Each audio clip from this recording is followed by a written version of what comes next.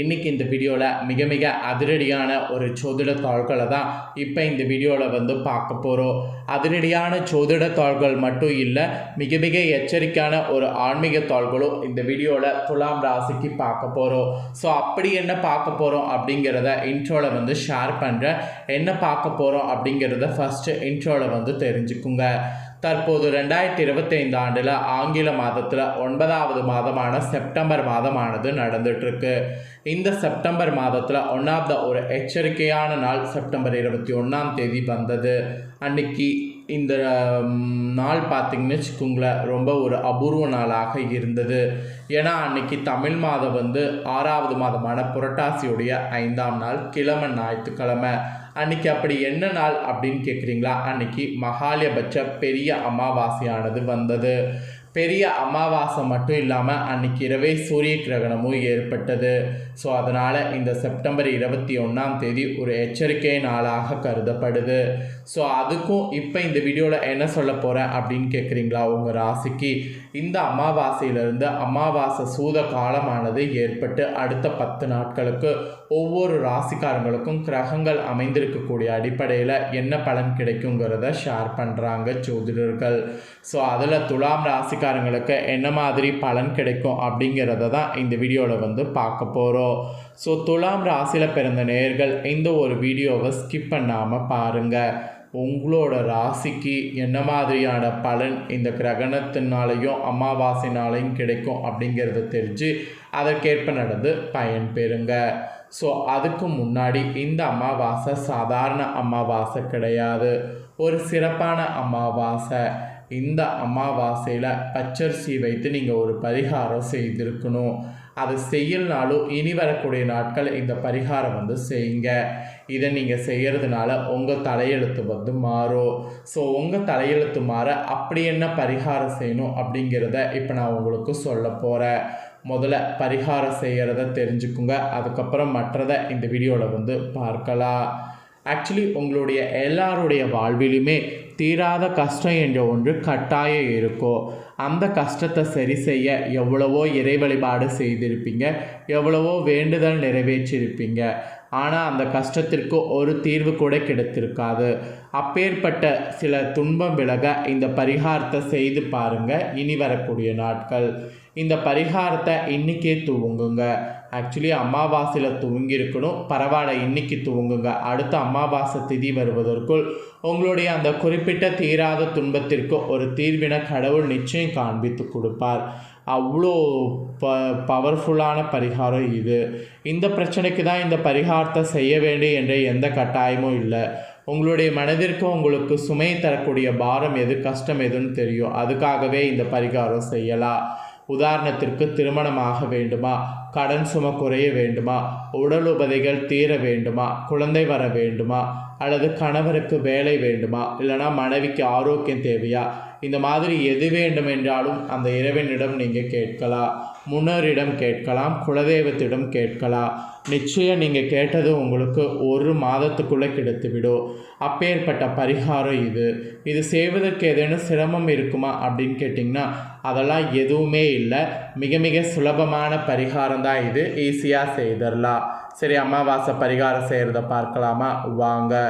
Actually காலையில் சமைப்பதற்கு முன்பு ஒரு சின்ன டம்ளர் அளவு பச்சரிசி எடுத்து ஒரு பாத்திரத்தில் அல்லது ஒரு கேரி பேக்கில் சேகரித்து வர வேண்டும். இவ்வளவுதான் பரிகாரம். தினமுமே இந்த பச்சரிசி எடுத்து அந்த பையில் சேகரிக்கும் போது முன்னோர்களை குலதெய்வத்தை வேண்டிக் கொள்ள வேண்டும். அறிந்தோ அறியாமலோ ஏதேனும் பாவங்கள் செய்து இருந்தால், ஏதேனும் தவறுகள் செய்து இருந்தால் அதற்கான மன்னிப்பு கிடைக்க வேண்டும் என்று பிரார்த்தனை வைத்து கொள்ளுங்கள்.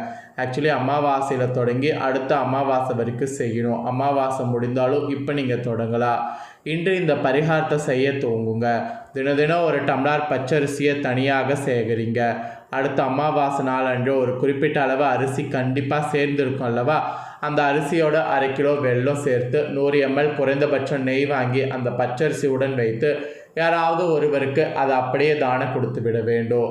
அதிகபட்சம் உங்களால் எவ்வளவு நெய் வாங்கி கொடுக்க முடியும் என்றாலும் இந்த அரிசியோடு வைத்து அந்த நெய்யை தானம் கொடுக்கலாம். இவ்வளவுதான் பரிகாரம். தானம் கொடுத்து விட்டு திரும்பி பார்க்காம வீட்டுக்கு வந்து முகம் கை கால்களை அலம்பிக்கொண்டு உங்களுடைய வேலையை நீங்கள் செய்யலாம்.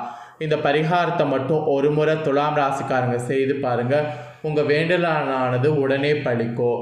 எந்த கோரிக்கை நிறைவேற வேண்டும் என்று அமாவாசை நாளில் இந்த பரிகாரத்தை இன்று தூங்குறீங்களோ அந்த வேண்டுதல் அடுத்த அமாவாசை திதியில் பலித்திருக்கும். இதுதான் இந்த வேண்டுதலுக்கும் பிரார்த்தனைக்கும் உண்டான மகிமை. முன்னோர்களையும் குலதெய்வத்தையும் நினைத்து தினமும் ஒரு கைப்பிடி பச்சரிசி தானம் செய்வது ரொம்ப சிறப்பு. நீங்கள் கொடுத்த இந்த தானம் உங்கள் கர்ம வினைகளை எல்லாம் கழித்து உங்களுக்கான நற்பலன்களை கொண்டு வந்து சேர்க்கும். நம்பிக்கை இருக்கிறவங்க இந்த பரிகாரம் செய்து பலன் பெறுங்க. இவ்வளோ நேரம் இந்த பரிகாரத்துடைய முக்கியத்துவத்தை ஷேர் பண்ணேன். இப்போ உங்களோட ராசி நட்சத்திரத்துக்கு பலன்கள் என்னங்கிறத ஷேர் பண்ண போகிறேன். அமாவாசையில் சூத காலம் ஏற்பட்டதுனால இனி 10 நாட்களுக்கு ஒவ்வொரு ராசிக்காரங்களுக்கும் தலையெழுத்து மாறும். அதில் துலாம் ராசிக்கு என்ன மாதிரி தலையெழுத்து மாறுங்கிறத ஷேர் பண்ண போகிறேன். துலாம் ராசிக்காரங்க உங்களுக்கான பலன்களை முழுமையாக இந்த வீடியோவில் தெரிஞ்சுக்குங்க. துலாம் ராசிக்காரங்க சித்திரம் 3-4 பாதம், சுவாதி விசாகம் 1-2-3 பாதங்களில் பிறந்தவங்களுக்கு நான் சொல்லக்கூடிய கணிப்பு கரெக்டாக இருக்கும். அதனால் துலாம் ராசி இந்த நட்சத்திரத்தில் பிறந்தவங்க வீடியோவை ஸ்கிப் பண்ணாமல் பாருங்கள். ஃபஸ்ட்டு உங்களுக்கு அமாவாசையில் கிரகநிலைகள் எப்படி அமைஞ்சிருக்கு அப்படிங்கிறத சொல்கிறேன். கிரகநிலைகள் என்ன மாதிரி அமைஞ்சிருக்கு அப்படிங்கிறத தெரிஞ்சுக்குங்க.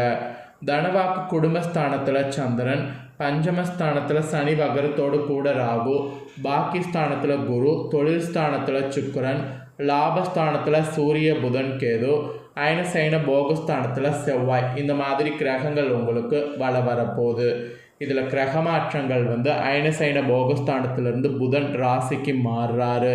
ஸோ இந்த ஒரு கிரக மாற்றம் கிரகநிலையோட அடிப்படையில் தான் உங்களுக்கான பலன்கள் என்னங்கிறத ஜோதிடர்கள் கணிச்சிருக்காங்க. ஸோ இனி ஒரு 10 நாட்களுக்கு இந்த பலன்கள் தான். ஸோ அதனால் இந்த பலன்களை தெரிஞ்சு இதற்கேற்ப நடந்து பயன் பெறுங்க. சரி, என்ன பலன்கள்ங்கிறத வாங்க பார்க்கலாம். துணிச்சலாக காரியங்களில் ஈடுபடக்கூடிய உங்கள் ராசிக்கு அதே நேரத்தில் நியாயமாகவும் நேர்மையாகவும் அதனை செய்து முடிக்கக்கூடிய குணமும் இருக்கும். இப்படி இருக்கக்கூடிய உங்கள் துலா ராசிக்காரங்களுக்கு இந்த காலகட்டத்தில் வாழ்க்கையில் நல்ல திருப்பமானது ஏற்படும்.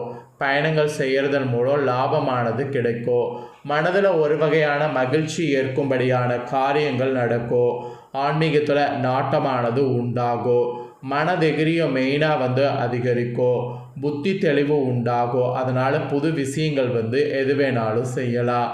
மெயினாக தொழில் வியாபாரம் செய்யக்கூடிய உங்கள் ராசிக்காரங்களுக்கு திருப்திகரமாக நடக்கும். தொழில் தொடர்பான விஷயங்கள்லாம் அனுகூலமாக நடக்கும். அதே போல் உத்தியோகத்தில் இருப்பவங்களுக்கு முன்னேற்றம் காண்பீங்க. சிலருக்கு எதிர்பார்த்த பதவி உயர்வு எதிர்பாராத வகையில் கிடைக்கும். குடும்பத்தில் சந்தோஷமான நிலையானது இதனால் காணப்படும். மெயினாக கணவன் மனைவிக்கிடையே இருந்த கருத்து வேற்றுமையெல்லாம் முற்றிலும் நீங்கும். உறவினர்கள் மூலம் எதிர்பார்த்த உதவிகள் உங்களுக்கு கிடைக்கும். பிள்ளைகள் மன மகிழும்படி தேவையான பொருட்களை வாங்கி கொடுப்பீங்க. விருப்பங்கள் மொத்தமாக இந்த டைம் கைகூடும். அக்கம் பக்கத்தினரோடு கூட அனுசரித்து செல்வது நன்மை தரும். மெயினாக பெண்களுக்கு மன மகிழும்படியான காரியங்கள் நடக்கும். ஆன்மீக நாட்டமானது ஏற்படும். அரசியல்வாதிகள் கூட கட்சி பிரச்சனையிலிருந்து ஒதுங்கி இருப்பது நல்லது. எதிர்கட்சியினருடைய உதவி உங்களுக்கு கிடைக்கும். கட்சி தலைமை உங்களை நம்பி சில ரகசிய பொறுப்பை ஒப்படைக்கும். அதெல்லாம் கரெக்டாக நீங்கள் மெயின்டைன் பண்ணுறது ரொம்ப முக்கியம். கலைத்துறையில் இருக்கிறவங்களுக்கு புதிய வாய்ப்புகளில் வெற்றி அடைவீங்க. உங்களை உதாசீனப்படுத்திய நிறுவனமே அழைத்து பேசும். மூத்த கலைஞர்களிடம் சில நுணுக்கங்களை கற்று தெளிவடைவீங்க. மாணவர்களுக்கு கல்வியில் முன்னேற்றம் காண்பீங்க. நண்பர்கள் மத்தியில் மதிப்பு கூடும். ஸோ குடும்பத்தில் இதனால் தேவையற்ற பிரச்சனைகள் தலை தூக்காமல் இருக்க முடியும். எல்லாத்தையுமே சாதுரியமாக பேசி எதையும் சமாளிப்பது நல்லது. பொதுவான காரியங்களில் ஈடுபடும் போது கவனமாக இருப்பது நல்லது. வாகனங்கள் பயன்படுத்தும் போது எச்சரிக்கையாக இருக்கணும். ஸோ மற்றபடி உங்களோட ராசிக்கு வேறு எதுவும் பெருசாக சொல்லப்படல. ஸோ கிரகங்களால் இந்த மாதிரியான பலன் கிடைக்கும். இதற்கேற்ப நடந்து பலனடைங்க என்பது குறிப்பிடப்பட்டிருக்கு. ஸோ குறிப்பிடப்பட்டதை தெளிவாக இந்த வீடியோவில் உங்களுக்கு ஷேர் பண்ணிட்டேன். ஷேர் பண்ணதை தெரிஞ்சிருப்பீங்க. தெரிஞ்சதுக்கேற்ப நடந்து பயன் பெறுங்க. நீங்கள் இதை பார்த்து பயனடைகிறது போல் உங்கள் ஃப்ரெண்ட்ஸ் ஃபேமிலியில் இருக்கிறவங்களும் பார்த்து பயனடையணும்னு நினச்சிங்கன்னா வீடியோ லைக் பண்ணி ஷேர் பண்ணுங்கள். ஏன்னா உங்கள் ஃப்ரெண்ட்ஸ் ஃபேமிலியில் இருக்கிறவங்களும் உங்களை போல் துலாம் ராசிக்காரங்களாக இருந்தாங்கன்னா இந்த தாள்களை தெரிஞ்சு இதற்கேற்ப நடந்து பலனடையட்டும். இதே போல் புதிய அப்டேட்டான நிறைய வீடியோ நம்ம சேனலில் போடப்படும். அதே எல்லாமே உடனுக்குடனே தெரிந்து கொள்ள மறக்காமல் நம்ம சேனலை சப்ஸ்கிரைப் பண்ணுங்கள், கூட பெல் பண்ண ப்ரெஸ் பண்ணுங்கள். ஃபஸ்ட் டைம் பார்க்குறவங்க அதை நீங்கள் பண்ணிட்டீங்கன்னா இனி நான் போகிற மற்ற அப்டேட்டான எல்லா வீடியோஸும் உடனுக்குடனே தெரிந்து கொள்ளலாம். ஸோ மறக்காமல் பண்ணுங்கள். நெக்ஸ்ட் இதே போல் சுவாரஸ்யமாக வேறொரு வீடியோவில் சந்திக்கிறேன். தேங்க்யூ.